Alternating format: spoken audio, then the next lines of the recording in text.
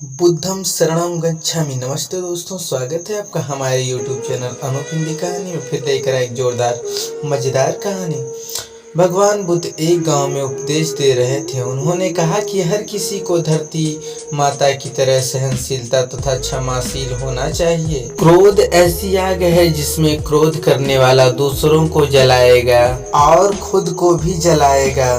सभा में सभी शांति से बुद्ध की वाणी सुन रहे थे, लेकिन वहां स्वभाव से ही अति क्रोधी एक ऐसा व्यक्ति भी बैठा हुआ था जिसे ये सारी बातें बेतुकी लग रही थी।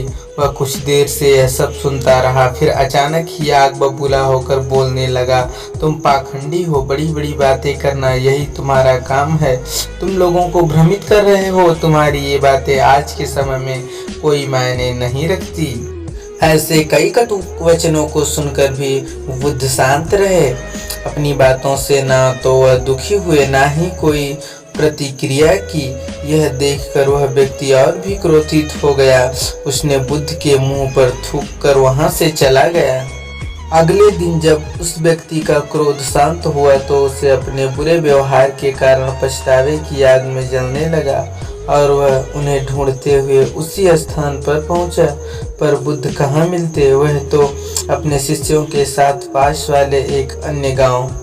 व्यक्ति ने बुद्ध के बारे में लोगों से पूछा और ढूंढते ढूंढते जहां बुद्ध प्रवचन दे रहे थे वहां पहुंच गया। उन्हें देखते ही वह उनके चरणों में गिर पड़ा और बोला, मुझे क्षमा कीजिए प्रभु। बुद्ध ने पूछा, कौन हो भाई, तुम्हें क्या हुआ है, क्यों क्षमा मांग रहे हो? उसने कहा, क्या आप भूल गए, मैं वही हूँ जिसने कल आपके साथ बहुत बुरा व्यवहार किया था। मैं शर्मिंदा हूँ, मेरे दुष्ट आचरण की क्षमा याचना करने आया हूँ। भगवान बुद्ध के प्रेम स्वरूप कहा, बीता हुआ कल मैं भी वहीं छोड़कर आया और तुम भी वहीं। क्या तुम अभी वहीं अटके हुए हो? तुम्हें अपनी गलती का आभास हो गया, तुमने पश्चाताप कर लिया, तुम निर्मल हो चुके हो। अब तुम आज में प्रवेश करो। बुरी बातें तथा बुरी घटनाएं याद करने रहने से वर्तमान और भविष्य दोनों बिगड़ जाते हैं। बीते हुए कल के कारण आज को मत बिगाड़ो। उस व्यक्ति का सारा बोझ उतर गया। उसने भगवान बुद्ध के चरणों को पकड़कर क्रोध त्याग तथा क्षमाशीलता का संकल्प लिया। बुद्ध ने उसके मस्तिष्क पर आशीष का हाथ रखा। उस दिन से उसमें परिवर्तन आ गया और उसके जीवन में सत्य, प्रेम व करुणा की धारा बहने लगी। दोस्तों, हम बहुत सी गलतियां बीती हुई किसी गलती के बारे में सोचकर बार बार दुखी होते हैं, खुद को कोसते हैं। हमें ऐसा कभी नहीं करना चाहिए।